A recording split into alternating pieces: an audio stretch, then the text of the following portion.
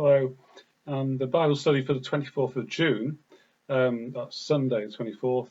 The lectionary readings set are from Genesis, Psalm 13, Romans and Matthew, and there's a sheet accompanying this introduction. The Genesis reading, I say in the notes, is one that is easy to struggle with, I think. Abraham in the story is asked by God to sacrifice his son, and it's only at the very last minute that God seems to relent and say to Abraham, "There's a lamb here. Take the lamb and save your son." I say in my notes that I don't think this is a way to understand how God works, and that might be a bit controversial, but actually, if you look through the Bible, as people get to know God, and of course Abraham's quite early in the Bible, in the book of Genesis, humanity is sort of growing up, really, and coming to understand better what God's like.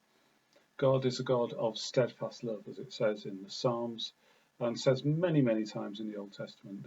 The Hebrew word there, hesed, means steadfast love, a faithful, lasting love, something that goes on and is something you can rely on. That love of God is there, and it's there in Genesis in this particular reading.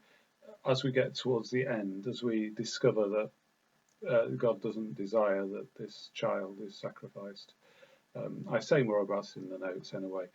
Psalm 13, a classic psalm, starts with that kind of sense of abandonment and what's going on, God, and I don't know, life's hard, and it's all a big challenge, and ends up reflecting on God's steadfast love again. But actually, so it starts with God's steadfast love, but then it starts with trouble, and it finishes with this assurance that God is there and that God does not abandon the psalmist, and God does actually listen and care.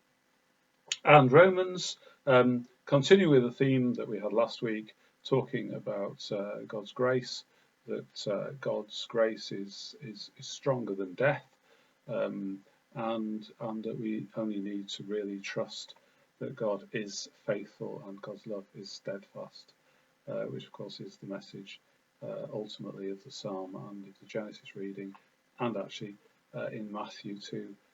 Matthew, really nice this way to finish what has been quite a difficult reading over the past couple of weeks, where we've seen the disciples being sent out as wolves amongst, sorry, not as wolves, as sheep amongst wolves.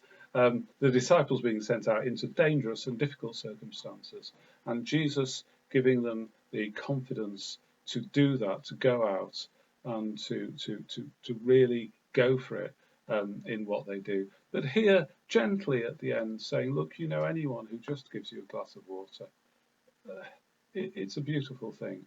And God sees it, and God rewards that.